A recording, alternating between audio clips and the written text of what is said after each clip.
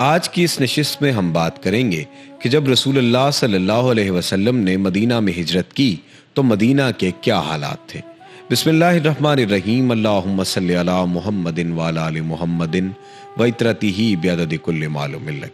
السلام علیکم ناظرین، سیرت النبی صلی اللہ علیہ وآلہ وسلم کی 30ویں نشست میں خوش آمدید۔ اس طرح سے آپ کو پتا ہے کہ ہماری گزشتہ 29 نشستوں میں آپ نے رسول اللہ صلی اللہ علیہ وسلم کی مکی زندگی کے بارے میں سنا۔ اب یہاں سے آگے سلسلہ شروع ہوتا ہے رسول اللہ صلی اللہ علیہ وسلم کی مدنی زندگی کا۔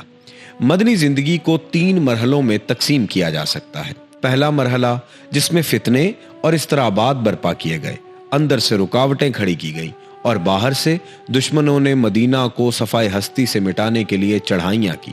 یہ مرحلہ صلح حدیبیہ پر ختم ہو جاتا ہے۔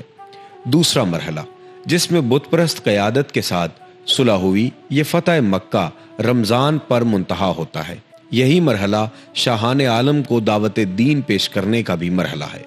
اور تیسرا اور آخری مرحلہ جس میں خلقت اللہ کے دین میں فوج در فوج داخل ہوئی، یہی مرحلہ مدینہ میں قوموں اور قبیلوں کو وفود کی آمد کا بھی مرحلہ ہے۔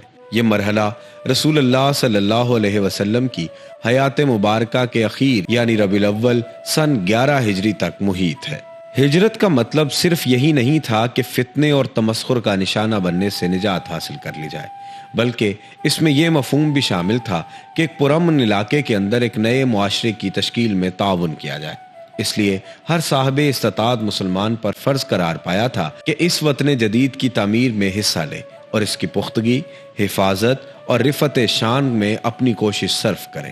یہ بات تو قطعی طور پر معلوم ہے کہ رسول اللہ صلی اللہ علیہ وسلم ہی اس معاشرے کی تشکیل کے امام، قائد اور رہنما تھے، اور کسی نزاع کے بغیر سارے معاملات کی باغ دوڑ آپ ہی کے ہاتھ میں تھی۔ مدینہ میں رسول اللہ صلی اللہ علیہ وسلم کو 3 طرح کی قوموں سے سابقہ درپیش تھا، جن میں سے ہر ایک کے حالات دوسرے سے بالکل جداگانہ تھے، اور ہر ایک قوم کے تعلق سے کچھ خصوصی مسائل تھے جو دوسری قوموں کے مسائل سے مختلف تھے۔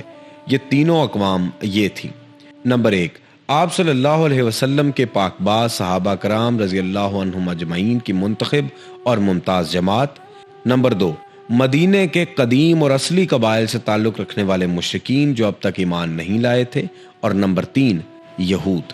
سب سے پہلا مرحلہ صحابہ کرام رضی اللہ تعالیٰ عنہم کا تعلق سے آپ صلی اللہ علیہ وسلم کو جن مسائل کا سامنا تھا، ان کی توضیح یہ ہے کہ ان کے لیے مدینہ کے حالات مکے کے حالات سے قطعی طور پر مختلف تھے۔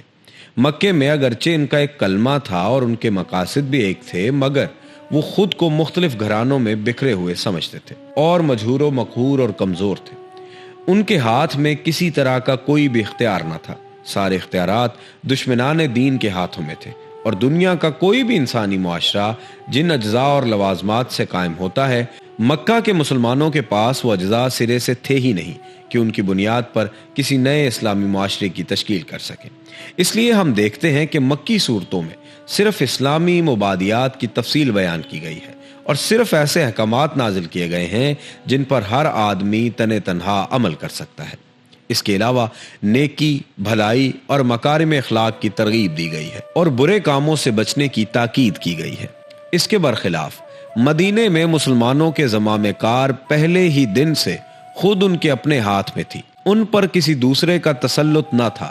اس لیے اب وقت آ گیا تھا کہ مسلمان تہذیب و عمرانیات، معاشیات، اقتصادیات، سیاست و حکومت اور صلح و جنگ کے مسائل کا سامنا کریں، اور ان کے لیے حلال و حرام اور عبادات و اخلاق وغیرہ مسائل زندگی کی بھرپور تنفیذ کی جائے۔ وقت آ گیا تھا کہ مسلمان ایک نیا معاشرہ یعنی اسلامی معاشرہ تشکیل کریں گے جو زندگی کے تمام مرحلوں میں جاہلی معاشرے سے مختلف اور عالم انسانی کے اندر موجود کسی بھی دوسرے معاشرے سے ممتاز ہو، اور اس دعوت اسلامی کا نمائندہ ہو جس کی راہ میں مسلمانوں نے 13 سال تک طرح طرح کی مصیبتیں اور مشقتیں برداشت کی تھی۔ ظاہر ہے اسی طرح کے کسی معاشرے کی تشکیل ایک دن، ایک مہینہ یا ایک سال میں نہیں ہو سکتی، بلکہ اس کے لیے ایک طویل مدت درکار ہوتی ہے تاکہ اس میں آہستہ آہستہ اور درجہ بدرجہ احکام صادر کیے جائیں، اور قانون سازی کا کام مشق و تربیت اور عملی نفاذ کے ساتھ ساتھ مکمل کیا جائے۔ اب جہاں تک احکام و قوانین صادر اور فراہم کرنے کا معاملہ ہے تو اللہ تعالیٰ خود اس کا کفیل تھا، اور جہاں تک ان احکام کے نفاذ اور مسلمانوں کی تربیت اور رہنمائی کا معاملہ تھا تو اس پر رسول اللہ صلی اللہ علیہ وسلم مامور تھے۔ چنانچہ ارشاد باری تعالیٰ ہوا، وہی ہے جس نے امیوں میں خود انہی کے اندر سے ایک رسول بھیجا جن پر اللہ کی آیات تلاوت کرتا ہے اور انہیں پاک و صاف کرتا ہے اور انہیں کتاب و حکمت سکھاتا ہے، اور یہ لوگ یقیناً پہلے کھلی گمراہی میں تھے۔ ادھر صحابہ کرام رضی اللہ تعالیٰ عنہم کا یہ حال تھا کہ وہ آپ کی طرف ہمہ تن متوجہ رہتے اور جو حکم صادر ہوتا اس سے اپنے آپ کو آراستہ کر کے خوشی محسوس کرتے، جیسا کہ ارشاد ہے کہ جب ان پر اللہ کی آیات تلاوت کی جاتی ہیں تو ان کے ایمان کو بڑھا دیتی ہیں۔ بہرحال یہی سب سے عظیم مسئلہ تھا جو رسول اللہ صلی اللہ علیہ وسلم کو مسلمانوں کے تعلق سے درپیش تھا، اور بڑے پیمانے پر یہی دعوت اسلامیہ اور رسالت محمدیہ کا مقصود بھی تھا۔ لیکن یہ کوئی ہنگامی مسئلہ نہ تھا، بالکل مستقل اور دائمی تھا۔ البتہ اس کے علاوہ کچھ دوسرے مسائل بھی تھے جو فوری توجہ کے طالب تھے، جن کی مختصر تفسیر یہ ہے۔ مسلمانوں کی جماعت میں دو طرح کے لوگ تھے، ایک وہ جو خود اپنی زمین، اپنے مکان اور اپنے اموال کے اندر رہ رہے تھے اور اس بارے میں ان کو اس سے زیادہ کی فکر نہ تھی جتنی کسی آدمی کو اپنے اہل و عیال میں امن و سکون کے ساتھ رہتے ہوئے کرنی پڑتی ہے۔ یہ انصار کا گروہ تھا، اور ان میں پشت ہا پشت سے باہم بڑی شدید عداوتیں اور نفرتیں چلی آ رہی تھی۔ ان کے پہلو با پہلو دوسرا گروہ وہ مہاجرین کا تھا جو ان ساری سہولتوں سے محروم تھا اور لٹ پٹ کر کسی نہ کسی طرح تن بتقدیر مدینہ پہنچ گیا تھا، اور ان کے پاس نہ تو رہنے کے لیے کوئی ٹھکانہ تھا اور نہ پیٹ پالنے کے لیے کوئی کام۔ پر ان پناہ گیر مہاجرین کی تعداد کوئی معمولی بھی نہ تھی، ان میں دن بدن اضافہ ہی ہو رہا تھا، کیونکہ اعلان کر دیا گیا تھا کہ جو کوئی اللہ اور اس کے رسول پر ایمان رکھتا ہے وہ ہجرت کر کے مدینہ آ جائے، اور معلوم ہے کہ مدینے میں نہ کوئی بڑی دولت تھی، نہ آمدنی کے ذرائع و وسائل، چنانچہ مدینے کا اقتصادی توازن بگڑ گیا، اور اس کی تنگی اور ترشی میں اسلام دشمن طاقتوں نے بھی مدینے کا تقریباً اقتصادی بائیکاٹ کر دیا، جس سے درآمدات بند ہو گئیں اور حالات انتہائی سنگین ہو گئے۔ اب دوسری قوم یعنی مدینے کے اصل مشرک باشندوں کا سوال تھا۔ ان کا یہ حال تھا کہ انہیں مسلمانوں پر کوئی بالادستی حاصل نہ تھی۔ کچھ مشرکین شک و شبے میں مبتلا تھے اور اپنے آبائی دین کو چھوڑنے میں تردد محسوس کر رہے تھے، لیکن اسلام اور مسلمانوں کے خلاف اپنے دل میں کوئی عداوت اور داؤ گھات نہیں رکھ سکتے تھے۔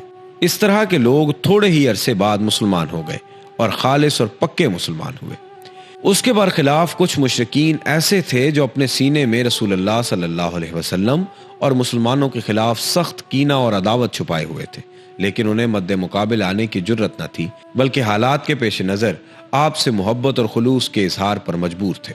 ان میں سر فہرست عبداللہ بن ابی بن سلول تھا۔ یہ وہ شخص ہے جس کو جنگ بواس کے بعد اپنا سربراہ بنانے پر اوس و خزرج نے اتفاق کر لیا تھا، حالانکہ اس سے قبل دونوں فریق کسی کی سربراہی پر متفق نہیں ہو رہے تھے، لیکن اب اس کے لیے مونگوں کا تاج تیار کیا جا رہا تھا کہ اس کے سر پر تاج شاہی رکھ کر اس کی باقاعدہ بادشاہت کا اعلان کیا جائے۔ یعنی یہ شخص مدینے کا بادشاہ ہونے ہی والا تھا کہ اچانک رسول اللہ صلی اللہ علیہ وسلم کی آمد ہو گئی اور لوگوں کا رخ اس کی بجائے آپ کی طرف ہو گیا، اس لیے وہ سمجھتا تھا کہ آپ ہی نے اس کی بادشاہت چھینی ہے، لہٰذا وہ اپنے نہا خانہ دل میں آپ کے خلاف سخت عداوت چھپائے ہوئے تھا۔ اس کے بعد جب اس نے جنگ بدر کے بعد دیکھا کہ حالات اس کے موافق نہیں ہیں اور وہ شرک پر قائم رہ کر اب دنیاوی فوائد سے بھی محروم ہوا چاہتا ہے، تو اس نے بظاہر قبول اسلام کا اعلان کر دیا، لیکن وہ اب بھی در پردہ کافر ہی تھا۔ اس لیے جب بھی اسے رسول اللہ صلی اللہ علیہ وسلم اور مسلمانوں کے خلاف کسی شرارت کا موقع ملتا وہ ہرگز نہ چوکتا۔ اس کے ساتھی عموماً وہ رؤسا تھے جو اس کی بادشاہت کے زیر سایہ بڑے بڑے مناصب کے حصول کی توقع باندھے بیٹھے ہوئے تھے، مگر اب انہیں اس سے محروم ہو جانا پڑا تھا۔ یہ لوگ اس شخص کے شریک کار تھے اور اس کے منصوبوں کی تکمیل میں اس کی مدد کرتے تھے، اور اس کے مقصد کے لیے بسا اوقات نوجوانوں اور سادہ لو مسلمانوں کو بھی اپنی چابک دستی اور اپنا علاقار بناتے تھے۔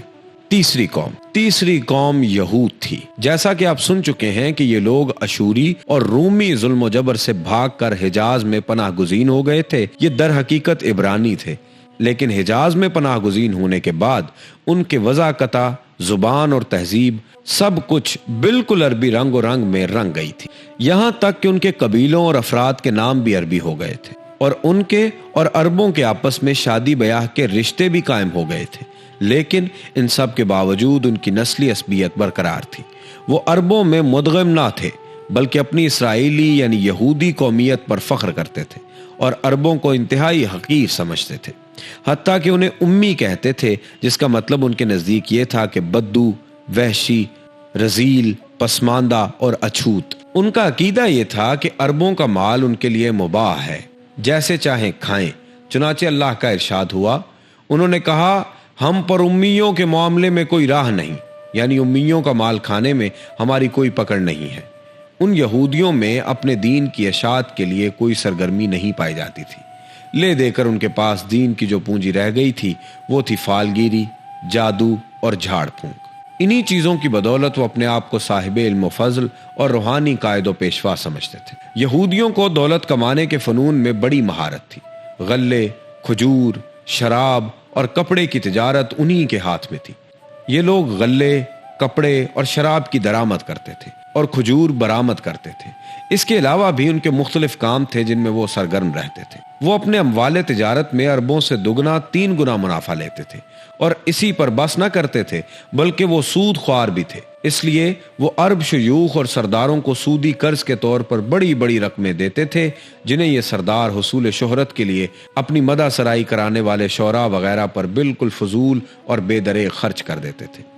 इधर यहूदान रकमों के वज उन सरदारों से उनकी जमीनें, खेतियां और बागात वगैरह ग्रो रखवा लेते थे और चंद साल गुजरते गुजरते उनके मालिक भी बन जाते थे। ये लोग दसीसा कारियों, साजिशों और जंगो फसाद की आग भड़काने में भी बड़े माहिर थे। ऐसी बारीकी से हमसाया कबाइल में दुश्मनी के बीज बोते थे और एक दूसरे के खिलाफ भड़काते थे कि इन कबाइल को एहसास तक न होता था। इसके बाद उन कबाइल में पैहम जंग बरपा रहती थी और अगर खुदा नखास्ता जंग की ये आग सर्द पड़ जाती तो यहूद की खुफिया उंगलियां फिर हरकत में आ जाती और जंग फिर भड़क जाती। कमाल ये था कि ये लोग कबाइल को लड़ा बढ़ा कर चुपचाप किनारे बैठे रहते थे और इसी तरह वो दोहरा नफा कमाते रहते। एक तरफ अपनी यहूदी जमीयत को महफूज रखते और दूसरी तरफ सूद का बाजार ठंडा ना पड़ने देते, बल्कि सूद दर सूद के जरिए बड़ी बड़ी दौलत कमाते। नाजरीन, देखने की चीज ये है कि यहूद का जो वतीरा दौरे नबवी सल्लल्लाहु अलैहि वसल्लम में था, यहूद का वो वतीरा आज के इस दौर में भी है। यानी यहूद जंग के लिए लोगों को भड़काते हैं और फिर एक कोने में रुककर सिर्फ तमाशा देखते हैं और दौलत की चाहो हिर्स में लोगों को इस तरह से मुब्तला करते हैं कि उन्हें पैसे भी देते रहते हैं और उन्हें माल की कमी नहीं आने देते और इससे अपनी दौलत भी कमाते हैं। आज की इस नशिस्त से फिलहाल इतना ही। अगली नशिस्त में आप सुनेंगे कि यसरब में इन यहूदों के 3 मशहूर कबीले थे, वो किस तरीके से अपना काम सरअंजाम दे रहे थे। तब तक के लिए अपने मेजबान सैयद अबरार अबुल हसन को इजाजत दीजिए।